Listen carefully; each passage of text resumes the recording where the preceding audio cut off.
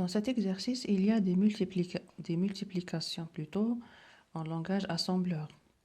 Alors des fois, on voit une multiplication comme ça, mul u, qui signifie unsigned multiplication, c'est-à-dire une multiplication sans signe. Mul u des 0, des 1. Avec des 0 est égal à tout ça sur 32 bits et des 1 est égal à tout ça en hexadécimal sur 32 bits. Pour faire la multiplication, on prend uniquement 16 bits.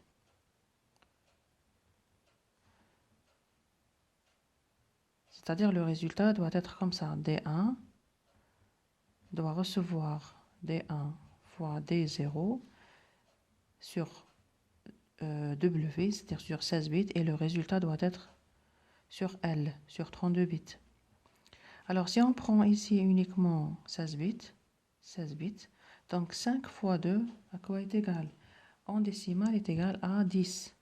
En hexadécimal, 10 est égal à. Alors D0, ou plutôt D1, est égal $ A 0, 0, 0. Et voilà. Donc, 5 fois 2 est égal à A. Et puisque c'est une multiplication qui n'est pas signée, il y a ici le U, alors le A est une extension de 0. On passe à la deuxième partie, B. Donc, nous avons mul D0, D1, avec D0 et D1, avec ses contenus. Donc, D1 est égal à 16 bits de D0, qui sont F, plutôt 4F, multiplié par ce 1. 16 bits, 16 bits. On ne regarde pas les autres, ça ne nous concerne pas. Donc, pour la première instruction, la multiplication qui n'est pas signée, alors F multiplié par 1, c'est F et F. Et une extension de 0. Car c'est une multiplication qui n'est pas signée. Ça, c'est 1. Pour 2, mul S, multiplication signée de D0, D1. Alors ici, on va multiplier toujours 16 bits de D0 et 16 bits de D1. On va trouver 4F. 4F fois 1, c'est 4F.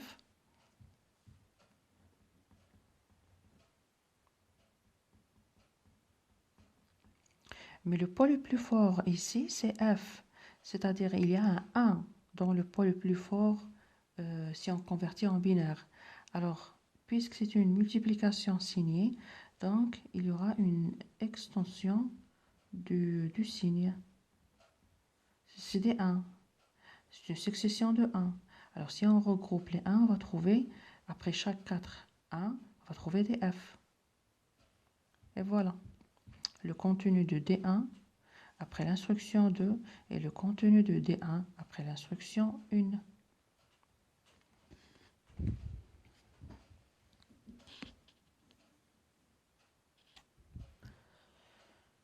C.